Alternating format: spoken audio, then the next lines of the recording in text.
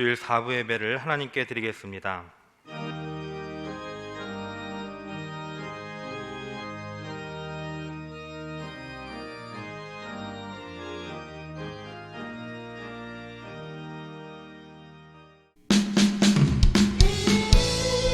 할렐루야. 오늘도 감사함으로 주님 앞에 찬양과 경배 올려드리며 나아가겠습니다.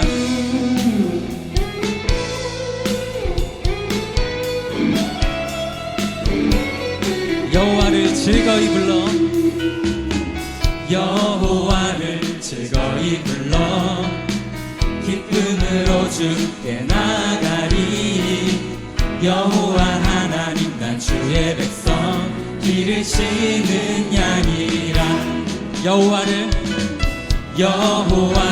즐거이 불러, 기쁨으로 주께 나가리. 여호와 하나님 난 주의 백성, 기르시는 양이라. 감사함으로 주를 높이며 금문에 들어가서 찬송함으로 그 이름을 송축할지. 감사함으로 주를 높이며 금문에 들어가서 찬송함으로 그 이름을 송축할지어다. 여호와를 즐거이 불러, 기쁨으로 주께 나가리. 여호와 하나님 난 주의 백성, 기르시는 양이. 다시 한번 여호와를 즐거이 불러, 여호와를 즐거이 불러, 기쁨으로 주께 나가리. 여호와 하나님 난 주의 백성, 기르시는 양이. 감사함으로 주를 높이며 금문에 들어가서 찬송함으로 그 이름을 송축할지. 감사함으로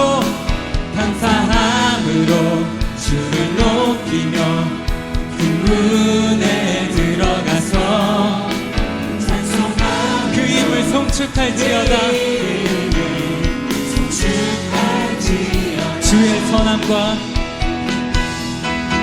주의 선함과 인자하심이 영원하고,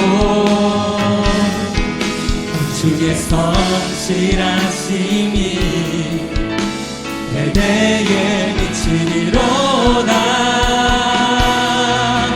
감사함으로 주를 높이며 금문에 들어가서 찬송함으로 그 이름을 송축할지. 우리 목소리로 감사함으로 주를 높이며 금문에 들어가서 찬송함으로 그 이름을 송축할지. 시간 다 함께 다시 한번 선포합시다.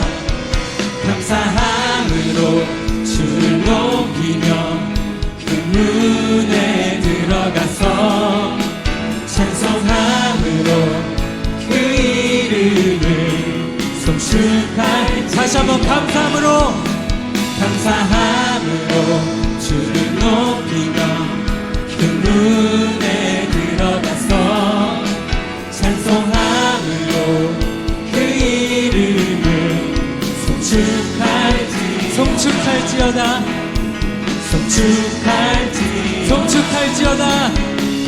송축할지어다. 할렐루야.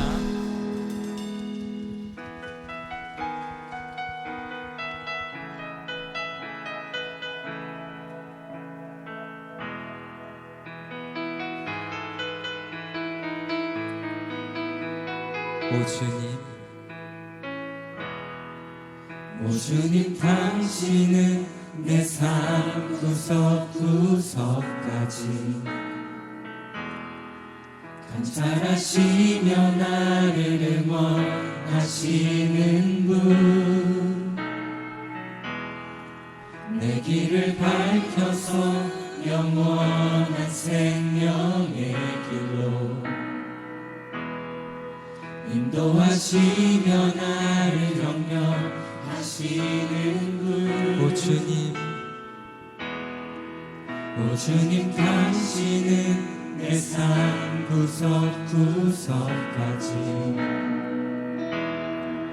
감찰하시며 나를 응원하시는 분. 내 길을 밝혀서 영원한 생명의 길로 인도하시며 나를 격려하시는 크고 작은 크고 작은 갈등을 겪곤 하지만 항상 결국 당신을 선택합니다. 나의 유일한 고백의 대상은 오직 아름다운 당신뿐입니다. 나의 유일한 고백의 대상은 오직 아름다운 당신뿐입니다. 나의 예배를 받으소서. 나의 예배를 받으소서. 홀로 영광을 받으소서. 주여 나의 주여.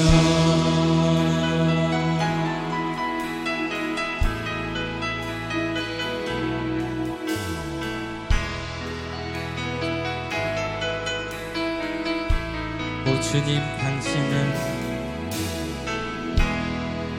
오 주님 당신은 내 삶 구석구석까지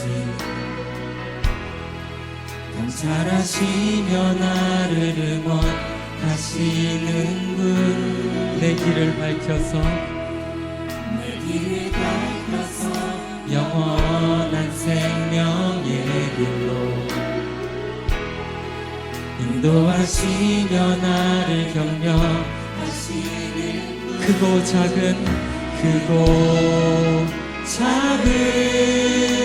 갈등을 겪곤 하지만 항상 결국 당신을 선택합니다. 나의 유일한 고백의 대상은 오직 아름다운 당신뿐입니다. 나의 유일한 고백의 대상은 오직 아름다운 당신뿐입니다. 나의 유일한 고백의 대상은 오직 아름다운 당신뿐입니다. 나의 유일한 고백의 대상은 오직 아름다운 당신뿐. 다시 한번 나의 유일한 고백의 대상은 오직 아름다운 당신. 다시 한번 나의 유일한 고백의 대상은 오직 아름다운 나의 예배를 받으소서. 나의 예배를 받으소서. 홀로 영광을 받으소서. 주여 나의 주여. 이 시간 함께 뜨거운 마음으로 간절한 마음으로 오늘들이 예배를 위해서 함께 기도하며 나아가겠습니다. 다 함께 기도하겠습니다. 창세기 6장 5절에서 8절 말씀 제가 봉독하겠습니다. 여호와께서 사람의 죄악이 세상에 가득함과 그의 마음으로 생각하는 모든 계획이 항상 악할 뿐임을 보시고 땅 위에 사람 지으셨음을 한탄하사 마음에 근심하시고 이르시되 내가 창조한 사람을 내가 지면에서 쓸어버리되 사람으로부터 가축과 기는 것과 공중의 새까지 그리하리니 이는 내가 그것들을 지었음을 한탄함이니라 하시니라. 그러나 노아는 여호와께 은혜를 입었더라. 아멘. 이 시간 시온 찬양대에 찬양이 있겠습니다.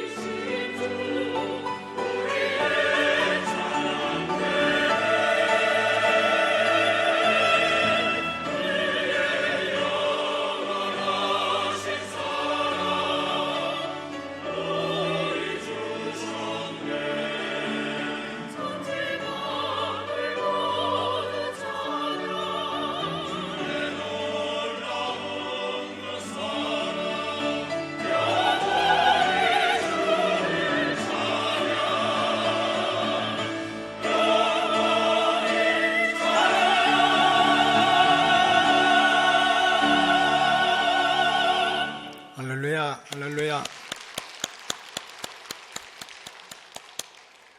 자, 오늘은 성경신학 48번째 말씀 중에 6번째 홍수 심판에 대해서 말씀드리도록 하겠습니다.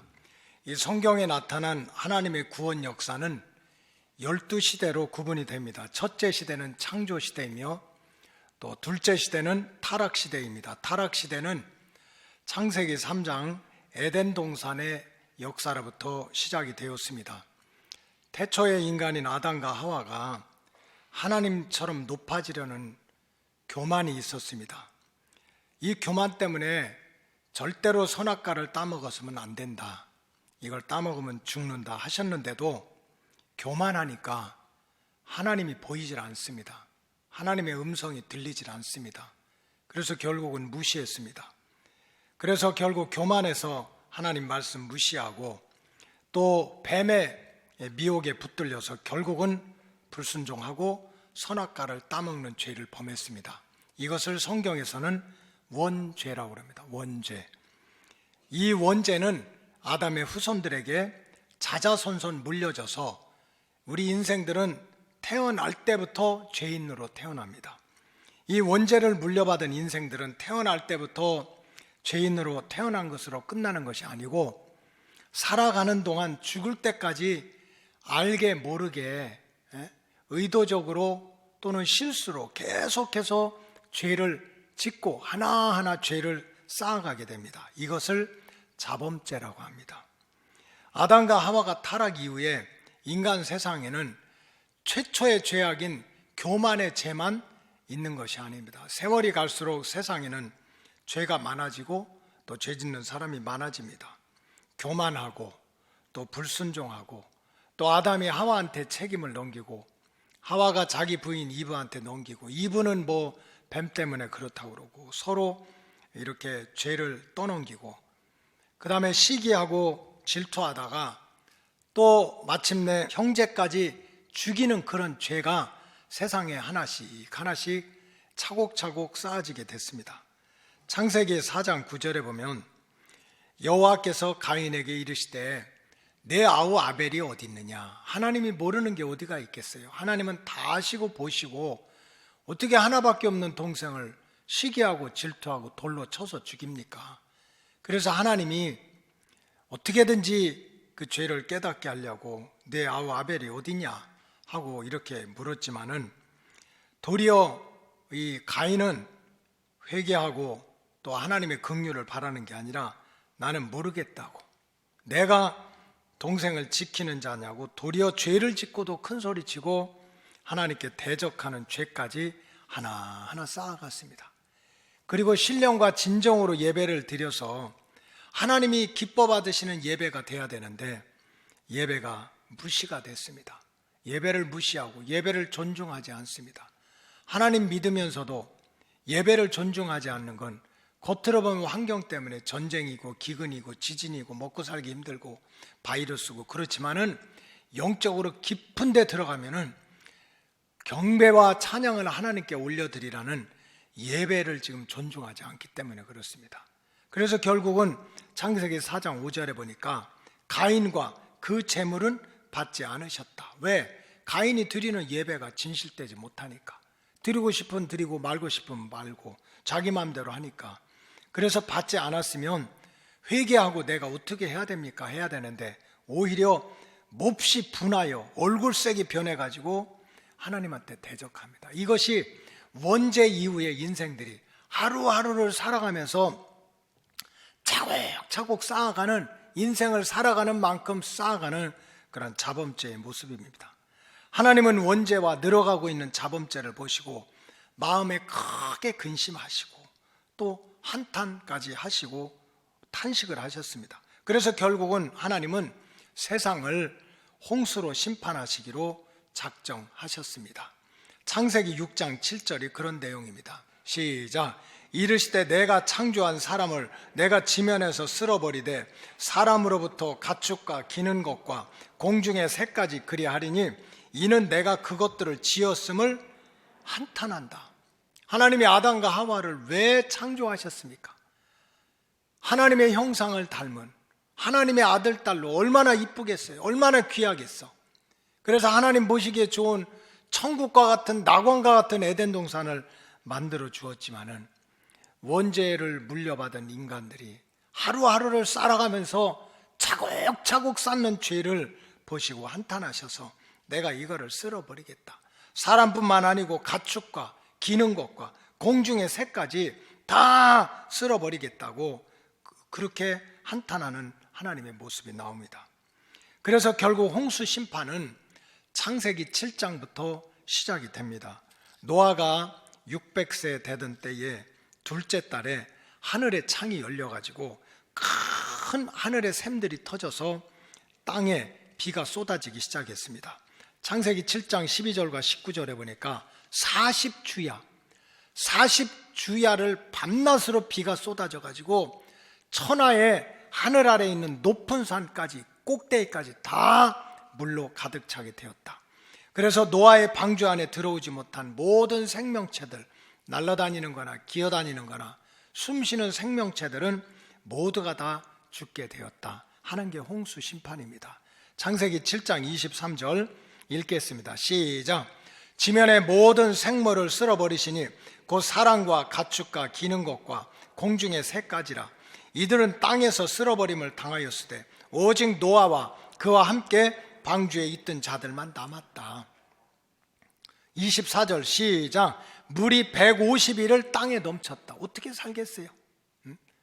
우리 인생들만 하더라도 생명체만 하더라도 물속에 들어가 몇 분을 살겠느냐고. 근데 150일 동안 산꼭대기까지 물이 차가지고 있었다니까.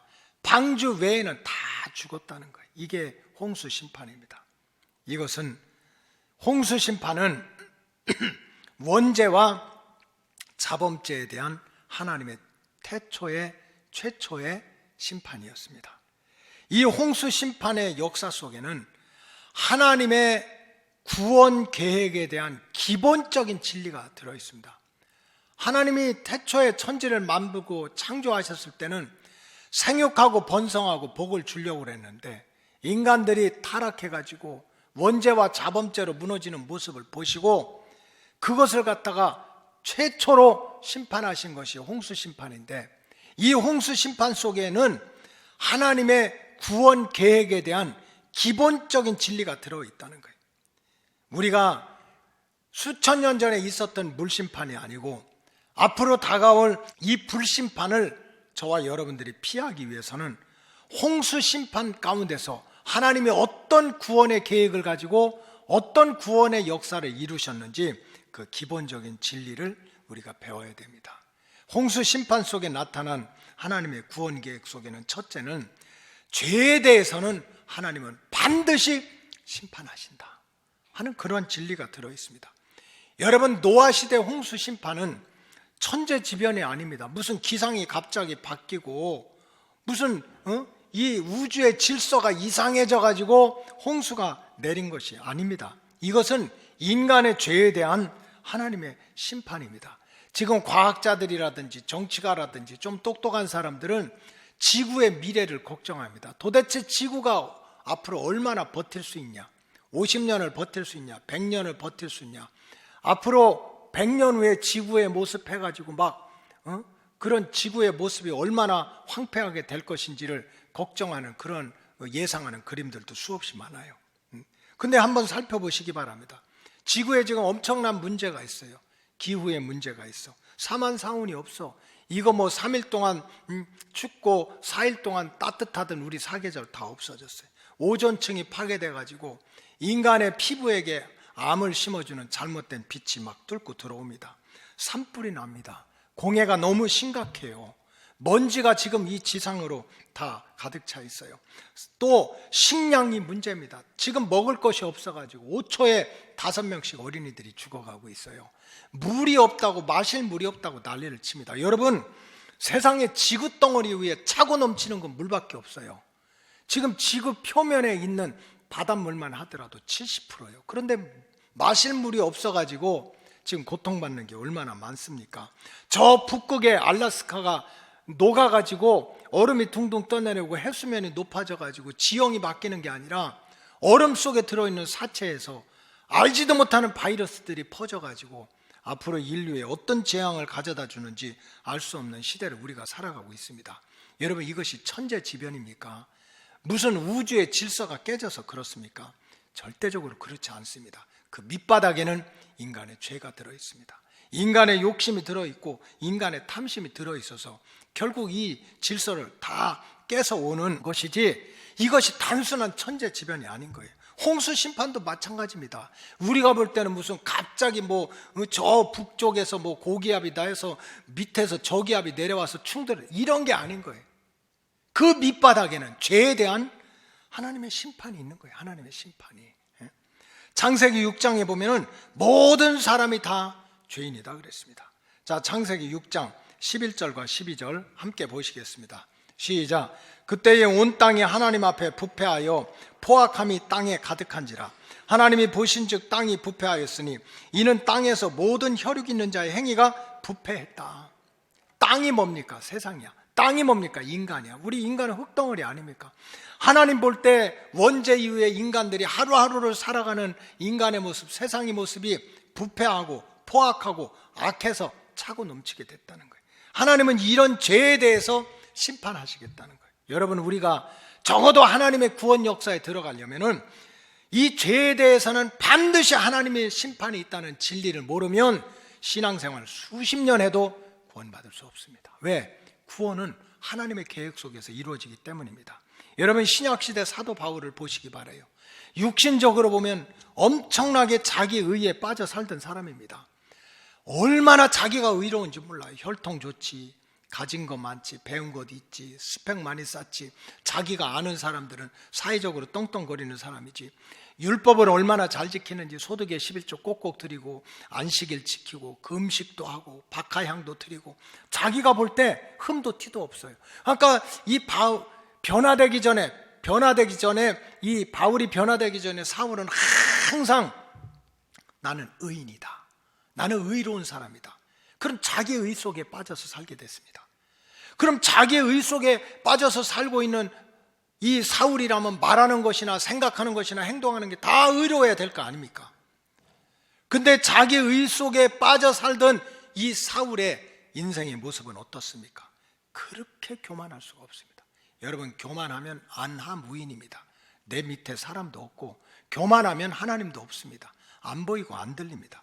그러니까 험악한 일을 합니다. 자기가 의인이라고 하는데 하는 일은 그렇게 믿음이 있고 지혜가 있고 성령이 충만한 스데반 집사를 돌로 쳐서 죽이는 데 앞장섭니다. 의인이라면서, 그렇게 훌륭하다면서 하는 일은 믿음이 있고 지혜가 있고 성령 충만한 하나님의 사람을 죽이는 일을 하는 거예요. 자기가 의인이라고 자랑하던 그러한 바울이, 이 변화되기 전에 이 사울은요, 그저 병들어서 어떻게 하면 예수 믿고 고침받을까, 어떻게 하면 예수 믿고 먹고 사는 걸 해결될까, 어떻게 하면 이 예수 믿고 수고하고 무거운 짐을 좀 벗어버릴 수 있을까 하고 어떻게든지 예수 통해서 구원받으려고 하는 사람들을 잡아다가 감옥에다 가두겠다는 일을 하고 동네방네 돌아다니는 사람이 바로 사울입니다. 자기가 의인이라면서 도리어 하는 일은 하나님을 대적하고 예수 믿는 사람을 핍박하고 영적인 일꾼을 죽이는 데 앞장섰어요. 이것이 자칭 의인이라고 생각할 때 일어나는 결과들입니다. 그렇기 때문에 모든 인간이 죄인이라고 하는 이 사실을 깨닫지 못하면 절대로 하나님의 구원의 역사 속에 들어갈 수 없습니다. 그러나 어느 순간에 참 하나님의 계획 속에서 사도 바울이 부활하신 주님을 다메섹 도상에서 만나서 꼬꾸라지고 눈꺼풀이 벗어지면서 바울은 완전히 새로운 영적 세계를 깨닫게 된 거예요. 알고 보니까 세상의 이 땅덩어리, 세상에서 살아가는 모든 육체들이 하나님 앞에 죄인인 거야. 근데 그 죄인 중에 진짜 괴수가 누군가 했더니 자기 자신인 거예요. 그동안에는 자기만 의로운 줄 알았어. 자기만 율법을 지키고 자기만 하나님 잘 믿고, 그래 다른 사람은 다 죄인이라 돌로 치고 핍박하고 감옥에 가두고 이런 일에 앞장을 섰는데, 진짜 부활하신 주님을 만나고 영적인 눈을 뜨니까 죄인 중에 괴수는 나야. 그리고 죄에 대해서는 반드시 하나님의 심판이 있다는 것을 깨닫고, 그때 영적으로 정신을 차리고 진정으로 회개하고, 회개하니까 죄사함 받고, 죄사함 받으니까 구원 받고, 그래서 남은 인생은 살아도 주를 위해서 죽어도 주를 위해서 주님을 기쁘시게 하는 참된 제자가 된 줄로 믿습니다. 이것이 하나님께서 베푸시는 구원 역사의 출발점입니다. 내가 교회 오래 다녔다고 구원받는 게 아니에요. 신앙생활 10년, 20년 하고 신학교 나오고 목사 되고 장로 되고 전도사 됐다고 구원받는 게 아닌 거예요. 남들보다 더 충성하고 공로가 있고 헌금 많이 했다고 구원받는 게 아니에요. 우리의 속사람을 아시고 겉사람을 아시고 과거도 아시고 현대도 아시고 앞으로 우리가 살아갈 모습도 다 아시는 하나님 앞에서, 야, 알고 보니 내가 죄인 중에 괴수구나, 정말 죄인 중에 괴수임을 깨닫고 때마다 시마다 하나님께 자복하고 회개해서 예수님의 보혈로 씻음 받는 자리로 들어가야 하나님께서 허락하신 구원의 길이 열리게 될 줄로 믿습니다. 그래야 지나간 물심판이 걱정이 아니라 다가올 불심판도 피할 수가 있다는 거예요. 여러분, 홍수 심판이 우리에게 들려주는 영적인 교훈은, 우리가 홍수 심판에서 과거의 노아의 임했던 물심판은 지나갔지만 앞으로 세상 끝날에 불심판이 있는데, 이 홍수 심판에서, 불심판에서 구원받으려면 노아처럼 따라하시기 바랍니다. 말씀대로 구원의 방주를 잘 지어야 됩니다. 여러분, 우리가 믿음 생활하는 게 뭡니까? 목사님 얼굴 보고 가는 게 믿음 생활 아닙니다. 좋은 교양 듣고 가는 게 믿음 생활 아니에요. 가까운 사람 만나서 그저 서로 친구처럼 지내고 교제하고 차 한잔 마시고 가는 게 믿음 생활 아닙니다. 한 사람 한 사람이 과거의 죄에 대해서 물심판이 있었던 것처럼 앞으로 언젠가 주님이 다시 오셔서 세상에 대해서, 인생들에 대해서, 죄에 대해서 불심판이 있다는 것을 알고 그 불심판을 피할 수 있는 그러한 구원의 방주를 세우는 게, 그게 우리의 믿음 생활인 거예요. 내가 예배 빠지지 않고 예배드리고 말씀 듣고 충성하고 하는 게 다 홍수 심판뿐만 아니라 이 불심판으로부터 구원받을 그러한 구원의 방주를 짓는 게 우리 믿음 생활입니다. 근데 노아가 그 구원의 방주를 어떻게 지었습니까? 자기 생각대로 짓질 않았어요. 하나님이 주시는 말씀대로 졌어요. 창세기 6장에 보니까 하나님께서 노아에게 구원의 방주를 짓는데 네 생각대로 하고 가족들끼리 의논해서 해서 한번 네 실력대로 해봐라, 그러질 않았어요. 노아를 불러가지고 재료는 어떤 것을 쓰고, 가로는 몇 미터로 하고, 세로는 몇 미터로 하고, 높이는 몇 미터로 하고, 그렇게 해서 방주를 만든 다음에 바깥 물이 들어오지 않도록 꼼꼼하게 역청을 칠하고, 방주는 1층, 2층, 3층으로 사고, 그 3층 꼭대기에다 창문을 내가지고 하늘을 통하게 하고, 하나님이 꼼꼼하게 방주를 요런 모습으로 지으라고 다 말씀하셨어요. 자, 창세기 6장 14절 15절 16절 다 같이 읽겠습니다. 시작. 너는 고페루 나무로 너를 위해서 방주를 만들되 그 안에 칸들을 막고 역청을 그 안팎에 칠하라. 내가 만들 방주는 이러하니 그 길이는 300규빗, 너비는 50규빗, 높이는 30규빗이라. 거기에 창을 내되 위에서부터 한 규빗에 내고 그 문은 옆으로 내고 상중하 3층으로 할지니라. 지금 노아가에게 방주를 만드는데 재료는 고페르, 요즘으로 말하면 잣나무야. 잣나무 단단한 거, 물속에 들어가도 참 퍼지지 않고 불 속에 들어가도 잘 타지 않는 잣나무로 만들고, 그 다음에 고기 사이사이에다가 역청을 다 안팎으로 칠하라는 거예요. 왜? 이 물이 들어오면 안 되잖아요. 물이 들어오면 빠지니까. 이거는 단순히 물을 뜻하겠습니까? 영적으로 말하면 우리가 믿음의 집을 지을 때, 우리가 믿음의 성전을 짓고 구원의 방주를 세울 때 절대로 세상 물결이 들어와서는 안 된다는 거예요. 근데 오늘날 교회는 어떻습니까? 강단이 어떻습니까?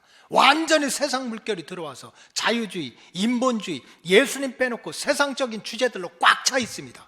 그래서 예수님은 마지막 때가 되면은 종말의 징조, 말세의 징조는 예루살렘이 군대에 에워싸인다는 거예요. 하나님의 거룩한 성전이 세상 힘으로 다 포위되면 그때가 말세고 주님 오실 때가 가까이 온다는 거예요. 그러니까 사실은 홍수 심판에서 벗어나고 불심판에서 벗어나려면 따라하세요. 말씀대로 지어야 되는 거예요. 노아가 이 말씀대로 참 산꼭대기 올라가서 120년 동안 잣나무 가지고 방주를 질 때 세상 사람들이 얼마나 비웃고 조롱했겠어요. 배를 만들려면 강으로 간든지 바다로 가야지 산꼭대기 올라가서 배를 짓느냐고 얼마나 사람들이 조롱했겠어요. 그래도 노아는 하나님이 산꼭대기 올라가서 잣나무 가지고 가로는 몇 센치, 세로는 몇 미터, 3층으로 하라니까 그 말씀대로 뚝딱거리고 짓는 거예요. 여러분, 노아의 가족들은 노아를 편하게 했겠어요? 성경에 보니까 그 부인과 아들과 며느리들이 도왔다는 얘기가 하나도 없어요. 세상에 가장이면 먹고 살 살림을 준비하든지 농사를 짓든지 해야 될 거 아니야. 그저 허구한 날 산꼭대기 올라가가지고 잣나무 패다가 그냥 그 방주를 지었고 있으니 얼마나 바가지는 그렇게 없겠어. 그럼에도 불구하고 노아는 하나님이 말씀하셨으니까, 그래 말씀대로 나중에 이 홍수 심판을 준비해서 나중에 언젠가는 하나님의 심판이 있다는 것을 알고 하나님이 말씀하신 대로 이 심판을 피할 구원의 방주를 세워야 된다. 이게 노아 방주인 거예요. 이 말씀은 무슨 뜻입니까? 우리가 신앙생활을 잘 해가지고 적어도 하나님이 주시는 구원의 은총, 심판을 피하고 물심판이든지 불심판이든지 심판을 피하기 위해서는 신앙생활은 절대로 내 마음대로 해서는 안 된다는 거예요. 내 생각대로 해서는 안 된다는 거예요. 구원자가 되시고 심판주가 되시는 하나님의 말씀대로만 따라가야 된다는 거예요. 근데 우리가 신앙생활이 어려운 게 때로는 하나님의 말씀이 우리한테 이해가 안 될 때가 너무 많아요. 하나님의 말씀이 내가 육신적으로 생각하면 내 시간을 뺏어가고 물질을 뺏어가고 내 정력을 뺏어가고 내가 손해보는 말씀이 너무나 많아. 그래서 믿음 생활이 어려운 거예요. 여러분 성경에 보면 하나님은 때때로 말도 안 되는 이해할 수 없는 얘기를 해요. 430년간 종살이 하던 이스라엘 백성들을 이제 모세가 구원해가지고 애굽에서 나왔어. 약속의 땅으로 가. 애굽 군대는 쫓아와. 그럼 길을 대로같이 열어줘야 될 거 아니야.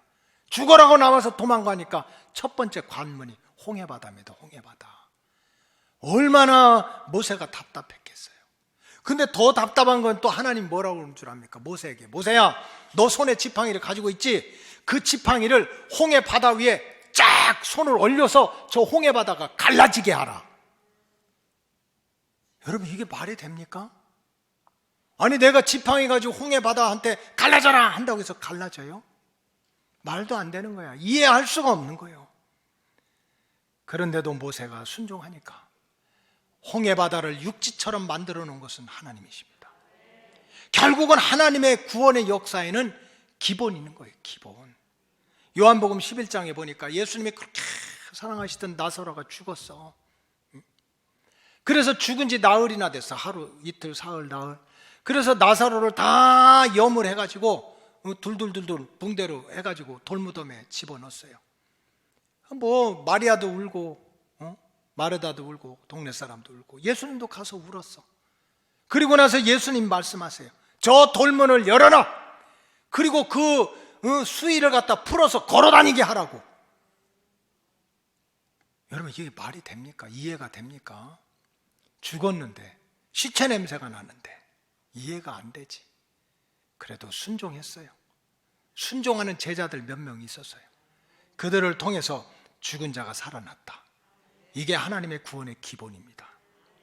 이것이 우리가 구원의 방주를 짓고 참 홍수 심판을 이기고 불심판을 이기는 신앙의 기본이 바로 말씀대로 순종하는 거예요. 그래서 예레미야 선지자는 참 성도들은, 진실로 믿음 있는 성도들은 하나님의 말씀이 내 귀에 듣기 좋든지 좋지 않든지 그 말씀을 꼭 듣고 순종해야 된다. 이렇게 말씀하세요.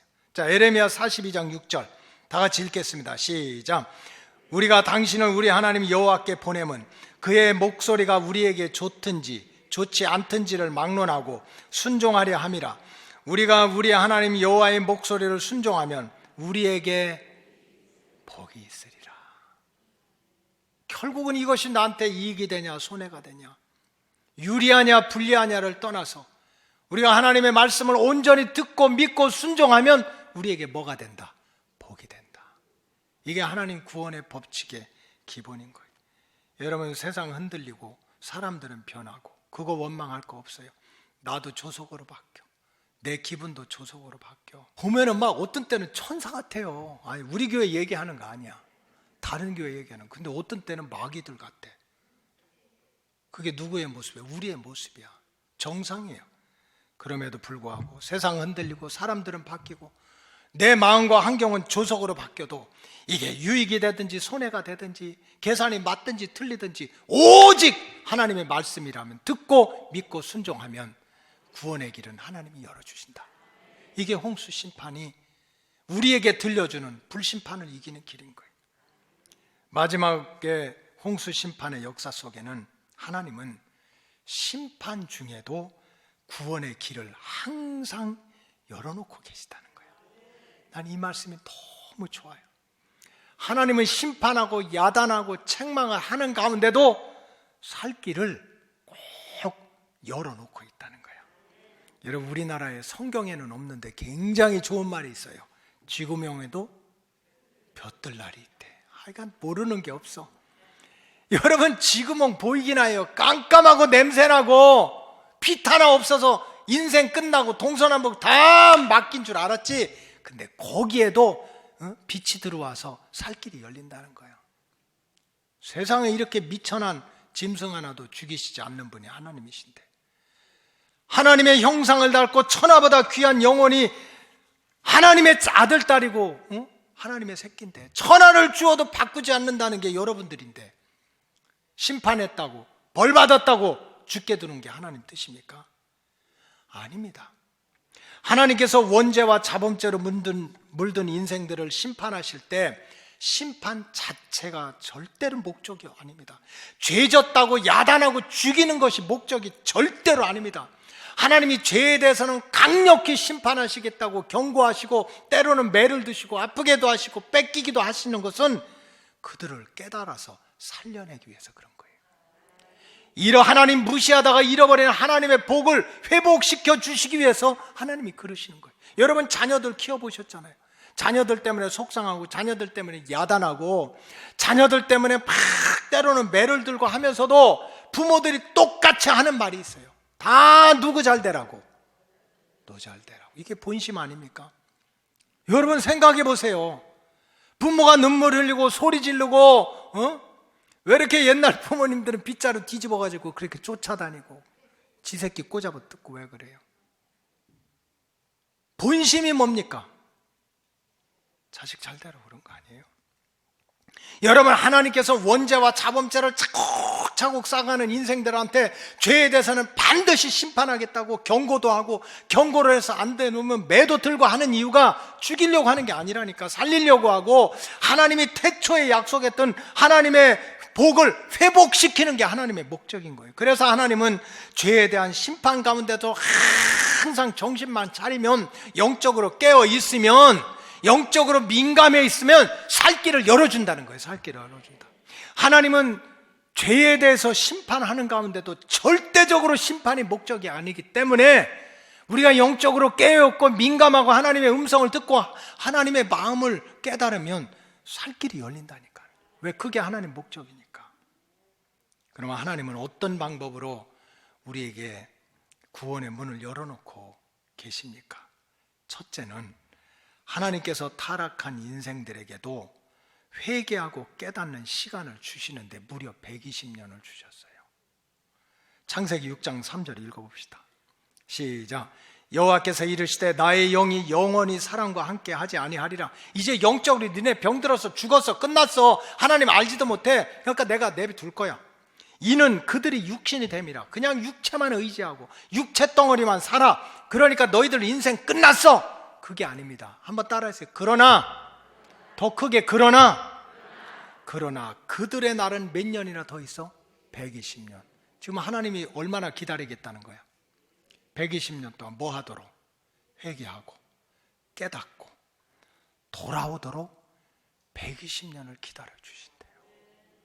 그러니 하나님은 세상 끝날까지, 우리 숨 넘어가는 그 순간까지도 택함 받은 백성이 깨닫고 하나님 앞에 돌아오기를 원하는 거예요. 하나님은 심판이 목적이 아닌 거예요. 죽이는 게 목적이 아닌 거야. 망하게 하는 게 목적이 아니야.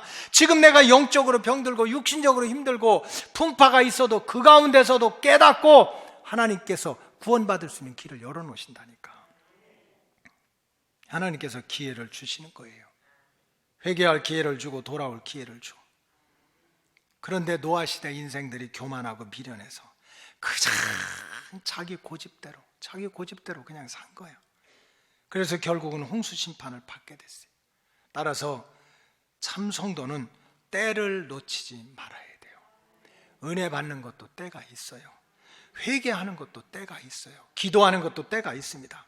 여러분, 살아있을 때, 겨자씨만한 믿음이 조금이라도 있을 때, 하나님의 말씀을 들었을 때 기회를 놓치지 말고, 알고 지은 죄, 모르고 지은 죄, 내 영적으로 죽어있고 병들었던 죄를 다 하나님 앞에 회개해서 하나님이 예비하고 가신 구원의 길을 찾으시기를 주님의 이름으로 축복합니다. 이것이 홍수 심판의 목적인 거예요. 심판이 아니라 우리를 살리기 위해서. 또한 하나님께서는 어떤 방법으로 그 심판과 경고 가운데서도 구원의 문을 열어주십니까? 둘째는 어떤 환경 속에서도 은혜 받은 사람한테는 결국은 구원의 길을 열어주십니다.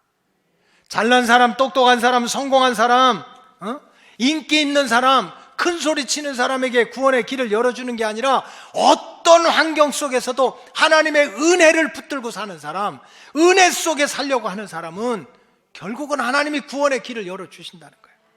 여러분, 노아가 어떻게 홍수 심판 가운데서 150일 동안 그냥 입 창창하게 산꼭대기까지 물이 찼는데 누가 살 수가 있겠습니까? 그런 홍수 심판 가운데서 자기도 살고 부인도 살고 아들 셋도 살고 며느리 셋도 다 살려냈던 그 은혜를, 그 복을 어떻게 받았습니까? 노아가 그렇게 훌륭합니까? 물론 노아는 당대 의인이고 믿음도 좋았다 칭찬받은 사람이에요. 그러나 여러분, 노아가 끝까지 칭찬받은 줄 압니까? 그렇게 의인이고 그렇게 믿음 있고 인격이 고상했으면 끝까지 잘해야 될 거 아니에요. 근데 노아의 인생을 보면 실수투성입니다.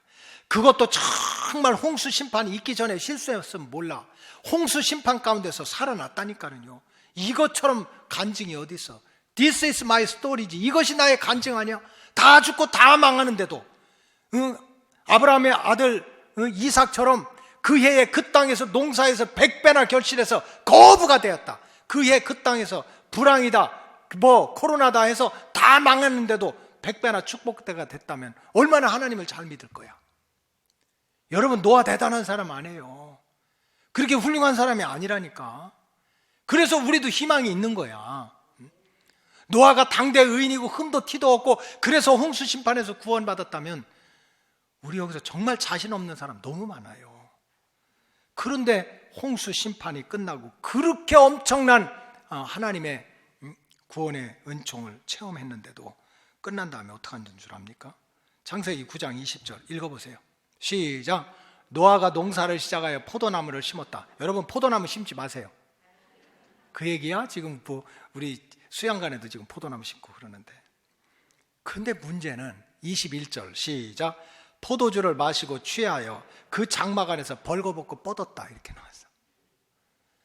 아니, 하나님의 그렇게 은혜를 받은 사람이 포도주 잔뜩 먹고 열받아가지고 옷 벗고 벌거벗어가지고 대자로 뻗었대요. 이게 노아야. 자, 22절 시작. 가나안의 아버지 함이 그의 아버지의 하체를 보고 밖으로 나가서 그의 두 형제에게 뻗뜨렸다. 얼레리 꼴레리 한 거야. 아이고, 아버지 보니까 술 먹고 완전히 지금 뻗었어. 와봐. 그래가지고 이 아버지 부끄러움을 드러냈다고 그래서 그 아들 함이 형제들에게 종이 돼가지고 니네는 자자손손 종로로 타라고. 아들이 뭐 잘못했어요? 술 먹고 뻗은 건 아버지인데. 자, 23절 시작. 셈과 야벳이 옷을 가져다가 자기들의 어깨에 메고 뒷걸음쳐 들어가서 그들의 아버지의 하체를 덮었으며 그들이 얼굴을 돌이키고 그들의 아버지의 하체를 보지 아니하였더라. 자식들 왜 그렇게 만들어? 뭐가 자식들이 잘못했어요? 아버지가 잘못했지. 여러분, 이게 인간의 실존입니다. 이게 인간의 본래 모습이에요. 저와 여러분들의 모습이에요. 거룩한 것 같지만 부정한 것 투성이고, 진실이라고 소리 지르지만 거짓 투성이야, 인간이야. 왜? 우리는 원죄와 자범 속에 묶여 있기 때문에 그래. 그렇기 때문에 저와 여러분들이 행하는 대로, 생각대로, 행한 대로 살았다면 구원받을 사람 하나도 없어요. 다 심판받아. 그렇다면 노아가 어떻게 해서 그런 홍수 심판 가운데서 구원함을 받아서 자기도 살리고 가족들도 살려내고 정말 자손 대대로 하나님의 구원 역사를 이끌어내는 축복의 가문이 됐습니까?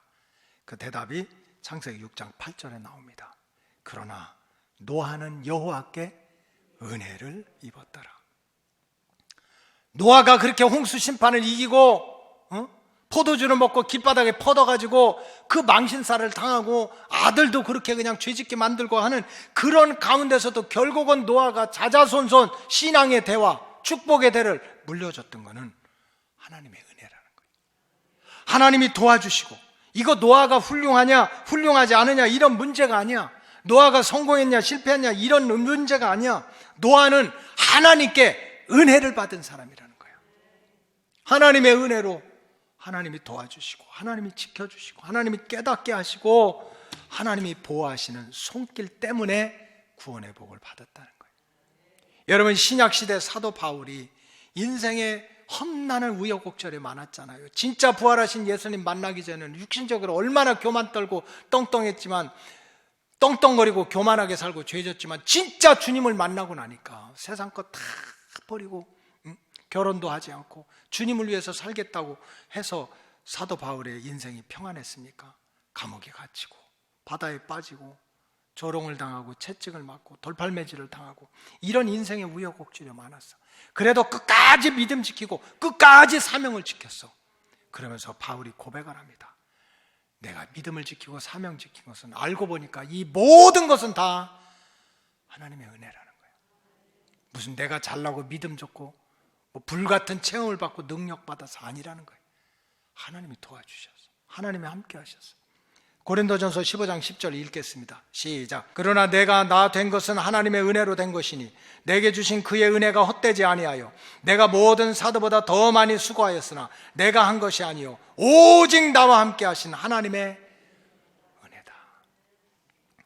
이 진리를 모르면 평생 교만 떨다가 패망하는데 선봉에 서게 된다.